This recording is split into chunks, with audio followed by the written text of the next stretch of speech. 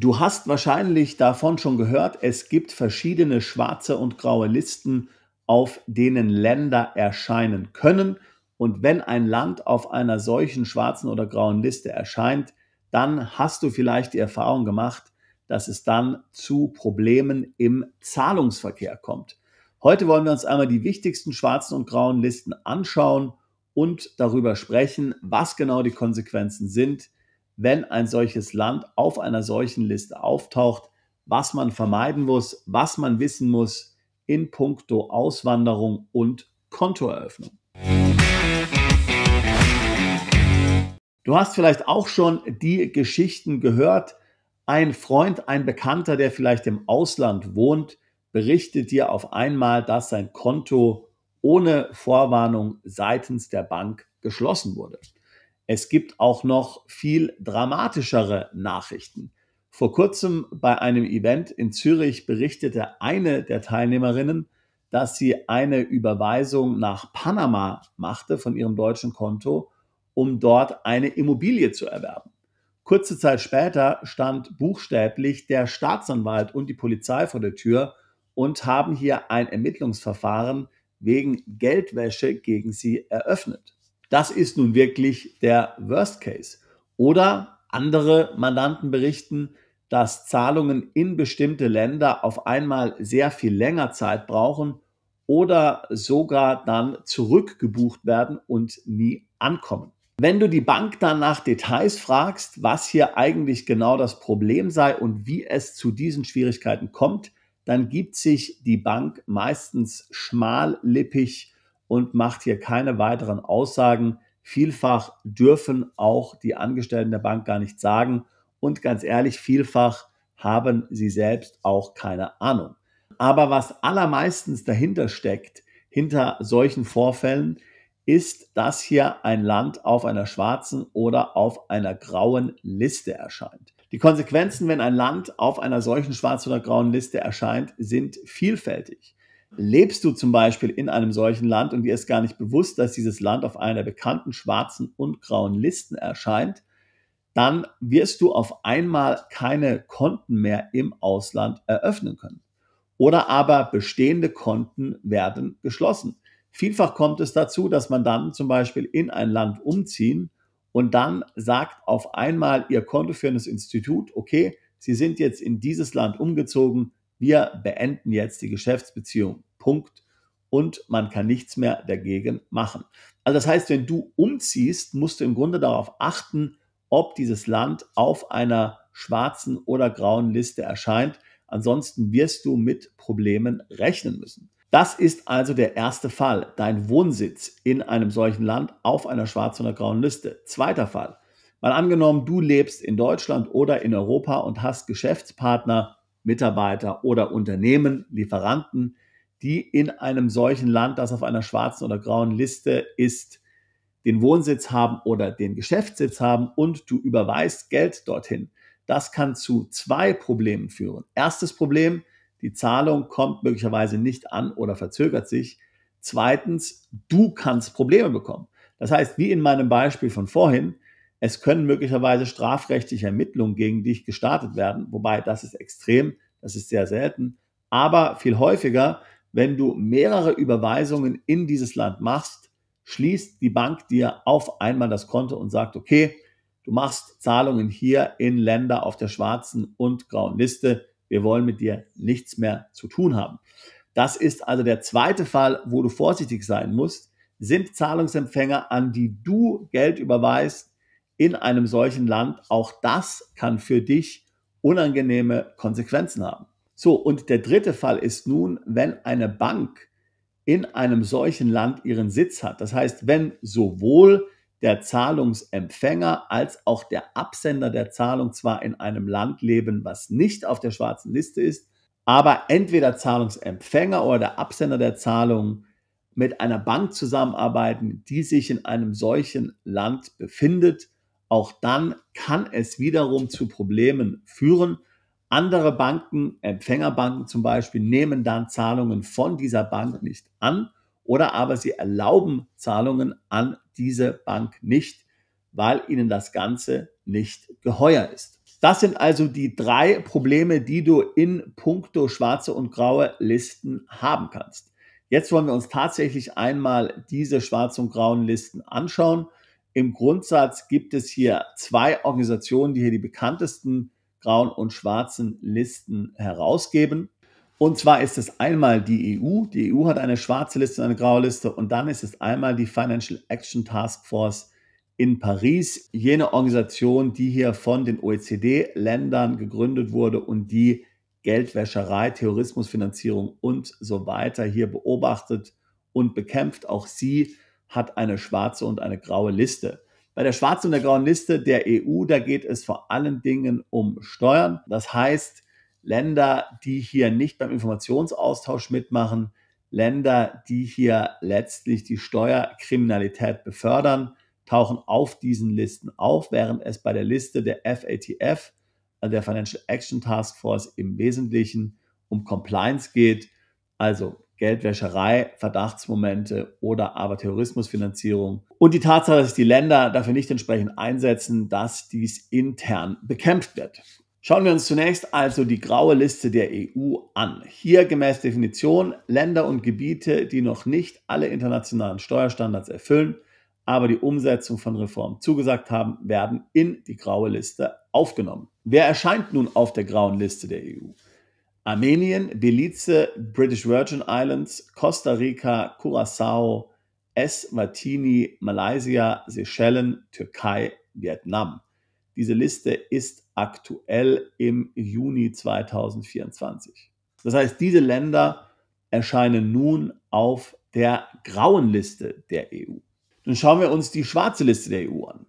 Die EU-Liste nicht kooperativer Länder und Gebiete für Steuerzwecke ist Teil der Bemühungen der EU zur Bekämpfung von Steuerhinterziehung und Steuervermeidung.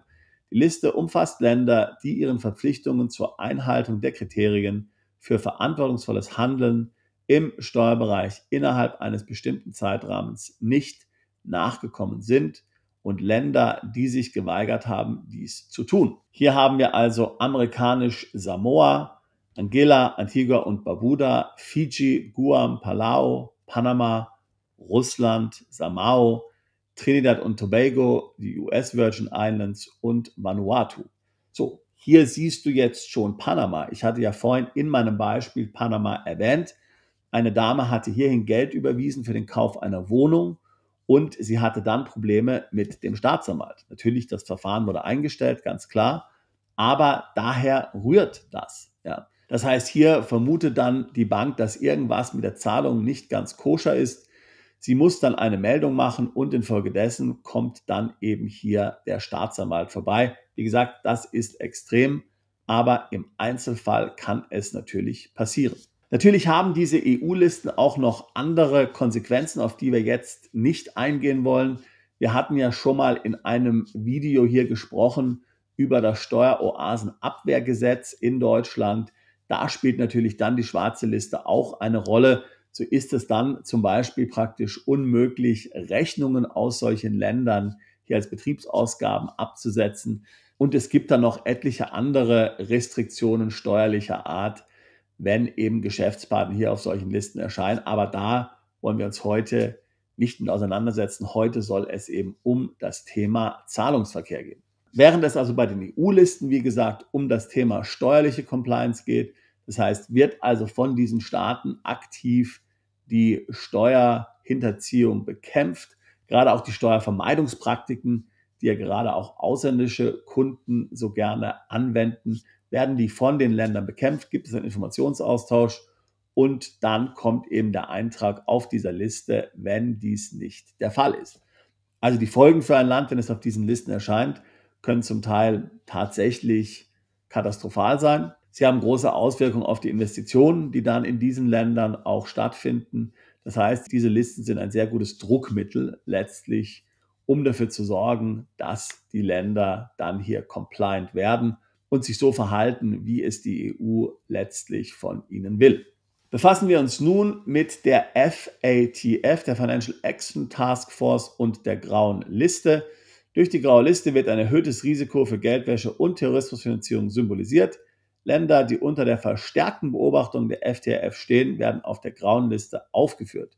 Sie weisen strategische Defizite in ihren Regulierungen auf und werden daher öffentlich auf der grauen Liste aufgeführt. Also hier geht es um das Thema Geldwäsche und Terrorismusfinanzierung. Hat nichts mit Steuern zu tun. Welche Länder sind hier drauf? Bulgarien, Burkina Faso, Haiti, Kamerun, Kenia, Kongo, Kroatien, Mali, Monaco, Mosambik, Namibia, Nigeria, Philippinen, Senegal, Südafrika, Südsudan, Syrien, Tansania, Venezuela, Vietnam und Jemen. Kommen wir zur schwarzen Liste der FATF. Die schwarze Liste umfasst Hochrisikoländer, die Finanzstraftaten wie Geldwäsche oder Finanzierung von Terrorismus nicht ausreichend reguliert haben. Länder, die auf dieser Liste stehen, gelten als globales Risiko im Hinblick auf Finanzkriminalität. Hier herrscht dringender Handlungsbedarf. Welche Länder tauchen auf? Iran, Myanmar und Nordkorea. Du siehst also gerade die Liste der FATF ziemlich lange. Du magst dich vielleicht daran erinnern, Dubai war bis zum Februar 2024 auf dieser Liste. Es war denen extrem wichtig, dass sie von dieser Liste herunterkommen, hat dort extremen Schaden natürlich verursacht. Kannst du dir ja vorstellen, wenn du dort eben Investoren hast, die da Geld hinüberweisen wollen und auf einmal kommen die Überweisungen nicht mehr durch oder es geht lange oder es führt zu Problemen, ist ja klar, dass das dann hier standortsschädigend ist und sich vielleicht so mancher fragt, ist es richtig, dort zu investieren?